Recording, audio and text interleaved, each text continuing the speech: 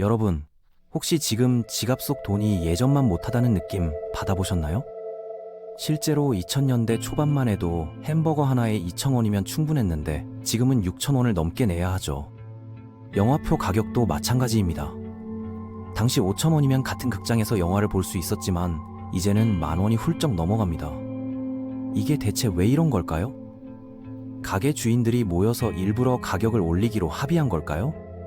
그건 아닙니다. 이 모든 현상 뒤에는 인플레이션이라는 경제 메커니즘이 숨어 있습니다.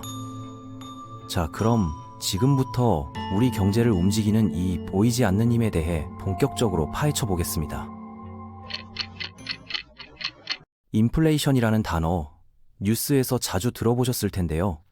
사실 개념 자체는 생각보다 단순합니다. 시간이 지나면서 물건값이 오르고 그에 따라 돈의 가치는 떨어지는 현상이죠.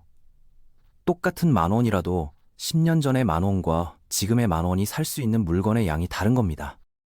1970년대에는 커피 한 잔에 250원이면 충분했어요. 하지만 2024년 현재 그 250원으로는 빈 종이컵조차 제대로 살 수 없습니다. 커피는커녕 뜨거운 물도 못 받아오는 상황이죠. 이렇게 같은 금액으로 살 수 있는 것들이 점점 줄어드는 현상, 이게 바로 인플레이션의 핵심입니다. 그럼 도대체 왜 이런 일이 벌어지는 걸까요? 사람들이 물건을 사고 싶어 하는데 공급이 부족한 경우를 먼저 생각해 볼게요. 평소에 옥수수 시장에서는 10톤이 생산되고 사람들도 딱 10톤을 소비합니다. 수요와 공급의 균형이 맞아떨어지는 상황이죠. 그런데 갑자기 토네이도가 농장을 덮쳐서 대부분의 작물이 파괴됩니다. 이제 시장에 남은 옥수수는 고작 3톤밖에 없어요. 하지만 사람들이 원하는 양은 여전히 10톤입니다. 이렇게 되면 어떤 일이 벌어질까요? 사람들은 한정된 옥수수를 사기 위해 서로 경쟁하기 시작합니다. 원래 2,000원이던 옥수수 통조림이 3,000원으로 뛰어오르는 겁니다. 수요는 그대로인데 공급이 줄어들면서 가격이 치솟는 현상, 이걸 경제학에서는 수요견인 인플레이션이라고 부릅니다. 이번엔 다른 상황을 봅시다. 팝콘 장사를 하는 사장님이 있어요. 평소에 한 봉지에 3,000원을 받았습니다. 원가를 따져보면 옥수수 재료비가 1,000원, 기타 비용이 1,000원, 그리고 순이익이 1,000원이었죠. 그런데 아까 말한 토네이도 때문에 옥수수 가격이 2배로 올랐습니다. 이제 옥수수 원가만 2,000원이 됐어요. 다른 비용은 그대로인데 재료비만 1,000원 올랐으니 똑같이 3,000원에 팔면 이익이 하나도 남지 않습니다. 사장님 입장에서는 살아남으려면 가격을 4,000원으로 올릴 수밖에 없죠. 생산 비용이 올라가면서 제품 가격도 덩달아 오르는 상황. 이게 바로 비용 인상 인플레이션입니다. 더 놀라운 메커니즘도 있습니다. 신발 공장에서 일하는 직원들의 평균 생활비가 한 달에 90만 원이라고 해볼게요. 이 사람들은 월급으로 100만 원을 받으니까 생활하고도 10만 원 정도 저축할 수 있었습니다. 그런데 물가가 오르면서 생활비가 100만 원으로 뛰었어요. 이제 저축할 돈이 하나도 안 남습니다. 어떤 경우에는 생활비가 월급보다 더 높아지기도 하죠. 직원들은 당연히 사장님에게 임금 인상을 요구합니다. 회사가 월급을 120만 원으로 올려주면 직원들은 다시 여유가 생기지만 이번엔 회사의 생산 비용이 늘어납니다. 결국 신발 가격을 올려서 이익을 유지하려고 하죠. 물가가 오르니 임금이 오르고 임금이 오르니 제품값이 또 오르는 악순환. 이런 구조를 내재적 인플레이션이라고 합니다. 경제에 돈이 너무 많아져도 문제가 됩니다. 빵집 앞에 5명이 서 있고 각자 5,000원씩 가지고 있다고 상상해보세요. 진열대에는 식빵이 딱 5개 있고 한 개당 5,000원입니다. 모두가 하나씩 사가면 완벽하죠. 그런데 정부가 갑자기 모든 사람에게 5,000원씩 추가로 나눠줬어요. 이제 각자 10,000원을 들고 있습니다. 돈이 늘어나니까 사람들은 당연히 더 많이 사고 싶어 합니다. 한 사람당 식빵 2개씩 사려고 하는데 빵은 여전히 5개 뿐이에요. 빵집 주인은 이 상황을 보고 가격을 10,000원으로 올립니다. 사람들이 기꺼이 더 낼 의향이 있으니까요. 결과적으로 모두가 여전히 식빵 1개씩만 사게 되지만 이제는 10,000원을 내야 합니다. 빵의 실제 가치가 올라간 게 아니라 시장에 돈이 많아지면서 화폐 가치가 떨어진 겁니다. 여기서 끝이 아닙니다. 처음에는 빵집이 수익이 늘어서 좋아했겠지만 곧 다른 빵집들과 밀가루를 두고 경쟁해야 합니다. 밀가루 가격도 덩달아 오르니까 빵값을 또다시 올려야 하는 상황이 오는 거죠. 실제로 짐바브웨, 베네수엘라, 바이마르, 독일 같은 나라들이 이런 식으로 화폐를 마구 찍어내다가 엄청난 인플레이션을 겪었습니다. 자, 그럼 인플레이션이 얼마나 심각한지는 어떻게 측정할까요? 뉴스에서 인플레이션율이라는 표현 들어보셨을 텐데요. 정부나 중앙은행에서 자주 언급하는 숫자죠. 이 수치를 계산하는 가장 일반적인 방법이 소비자 물가지수, 즉 CPI입니다. 이게 정확히 뭐냐면 우리가 일상에서 사용하는 물건들과 서비스의 가격 변화를 추적하는 시스템이에요. 예를 들어볼까요? 2024년에 식빵이 3,000원, 우유가 4,000원, 계란이 5,000원, 양초가 8,000원, 영화표가 10,000원이라고 합시다. 전부 더하면 30,000원이죠. 1년 뒤인 2025년에는 식빵이 3,300정이로, 우유가 4,200원으로, 계란이 5,300원으로, 양초가 8,100원으로 올랐고 영화표는 그대로 10,000원입니다. 총액이 39,000원 정도 되네요. 2024년과 비교하면 약 3% 올랐으니 그해 물가 상승률이 3%라는 뜻입니다. 물론 실제로는 훨씬 더 많은 품목을 포함해서 복잡하게 계산하지만 기본 원리는 이렇습니다. 그런데 여기서 중요한 포인트가 있습니다. CPI가 낮다고 해서 체감 물가까지 낮은 건 아니에요. 방금 예시를 다시 보면 식빵은 10%, 우유는 5%, 계란은 6%나 올랐습니다. 매일 먹어야 하는 필수품들이죠. 반면 양초는 겨우 1.3% 올랐고 영화표는 아예 그대로입니다. 이런 건 없어도 생활에 큰 지장이 없는 품목들이에요. 평균을 내면 3%로 보이지만 실제로 사람들이 자주 사는 물건들은 훨씬 더 많이 올랐으니 체감 물가는 통계보다 높게 느껴지는 겁니다. CPI는 전체적인 평균일 뿐 개인의 실제 지출 패턴을 정확하게 반영하지는 못합니다. 그렇다면 인플레이션은 무조건 나쁜 걸까요? 0%나 심지어 마이너스로 만들면 모든 게 싸지니까 좋은 거 아닐까요? 언뜻 생각하면 그럴듯하지만 장기적으로는 경제에 독이 됩니다. 중앙은행들이 연간 2~3센트 정도의 완만한 인플레이션을 목표로 하는 이유가 있어요. 이 정도 수준이 경제에 활력을 줍니다.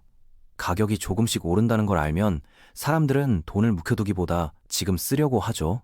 나중에 사면 더 비싸질 테니까요. 소비가 늘면 기업들이 성장하고 일자리가 생기고 경제가 돌아갑니다. 아이스크림 가게를 운영하는데 아무도 안 사면 장사가 안 되는 것과 같은 이치입니다.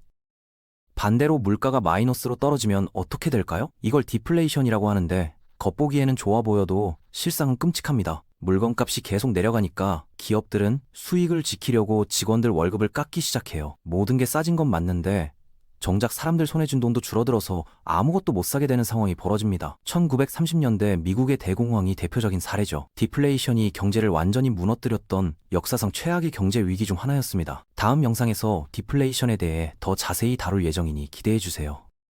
하지만 인플레이션도 지나치면 재앙입니다. 통제 불능 상태의 극단적인 물가 상승을 하이퍼 인플레이션이라고 하는데요. 한 달에 평균 물가가 52% 이상 오르는 상황을 말합니다. 2025년 1월에 식빵이 3,000원이었는데 2월에는 4,500원이 됩니다.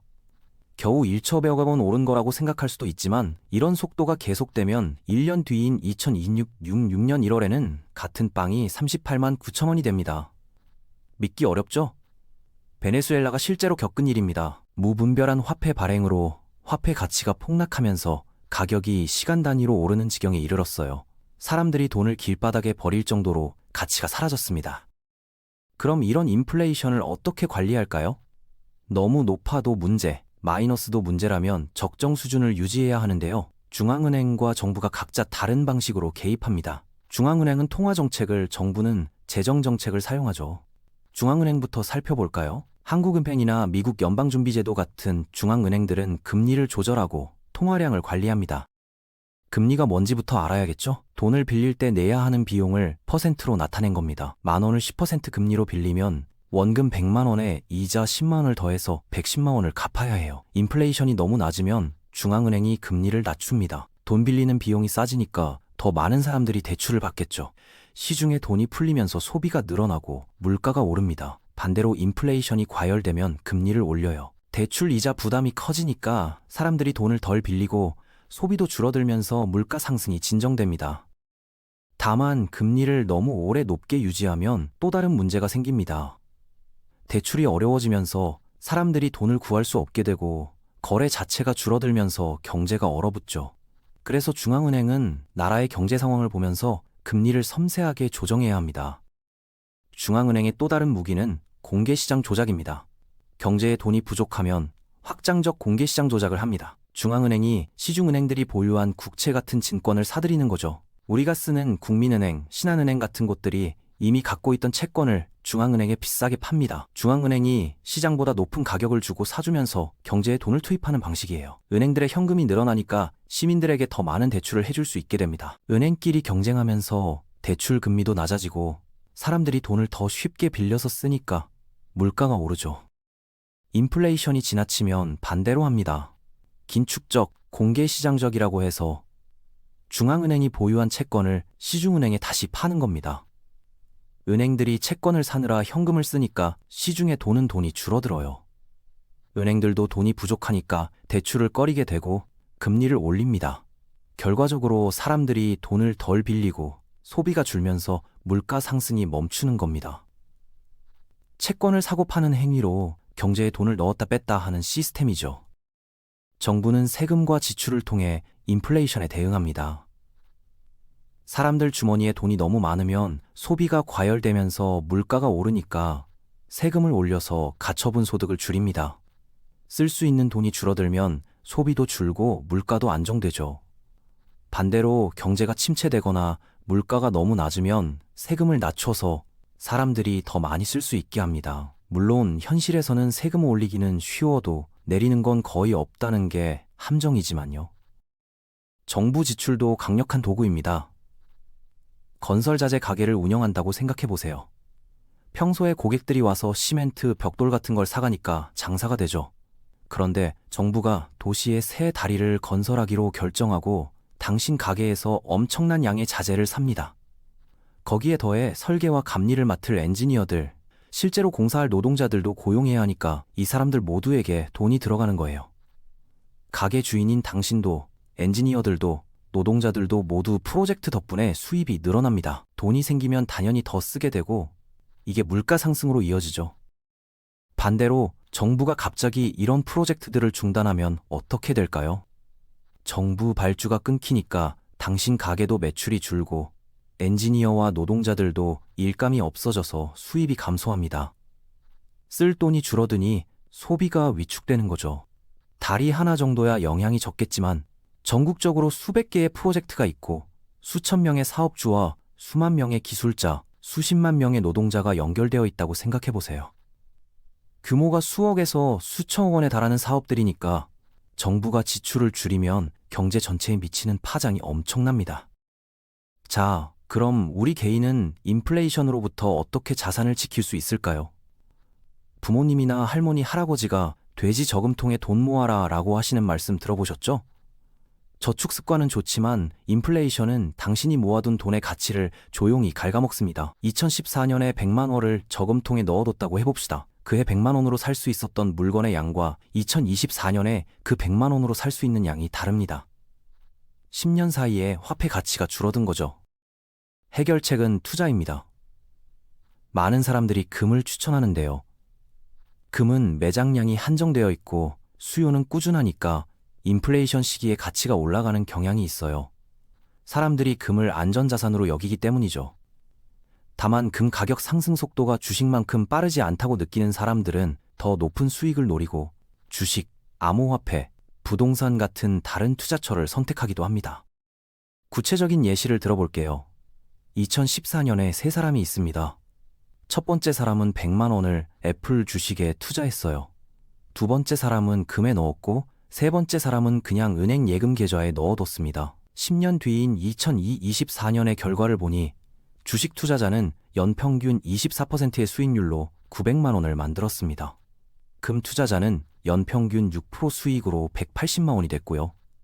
예금 계좌에 넣어둔 사람은 연 1% 이자로 110만 원이 됐네요. 그런데 여기서 끝이 아닙니다. 실질 수익률을 계산하려면 인플레이션을 빼야 해요. 물가 상승률이 연 2%였다면 주식 투자자의 실제 수익률은 약 22%가 되어 실질 가치는 800만 원 정도, 순이익이 700만 원입니다. 금 투자자는 실질 수익률 4%로 150만 원 정도가 되니 50만 원 벌었네요. 예금 계좌에 넣어둔 사람은 어떻게 됐을까요? 1%에서 2%를 빼면 마이너스 1%입니다. 돈이 110만 원이 됐지만 실질 구매력은 90만 원 수준으로 떨어진 겁니다. 어떻게 된 일일까요? 연평균 2% 인플레이션이라면 2014년에 100만 원은 2024년 기준으로 120만 원의 가치와 같습니다. 예금 계좌의 110만 원은 액면상으로는 늘었지만 실제로는 2014년에 90만 원이 살 수 있었던 만큼밖에 못 사는 거죠. 매년 1%씩 가치가 증발한 셈입니다. 결론적으로 말씀드리면 인플레이션은 경제의 자연스러운 현상입니다. 예상치 못한 재난, 정부와 중앙은행의 정책, 심지어 대기업들이 이익을 늘리려고 가격을 올린다는 이론까지 다양한 원인이 있죠. 어차피 피할 수 없는 현상이라면 작동 원리를 이해하고 대비하는 게 중요합니다. 현명한 투자로 자산을 키우고 내 돈이 실제로 얼마나 성장하고 있는지 계속 확인해야 물가 상승을 이겨낼 수 있습니다. 투자를 시작하려면 반드시 공부부터 하세요. 잘 모르는 곳에 무작정 돈 지면 안 됩니다. 오늘 영상이 유익하셨다면 구독과 좋아요 부탁드립니다. 다음 영상은 조금 더 흥미로운 영상으로 찾아뵙겠습니다. 감사합니다.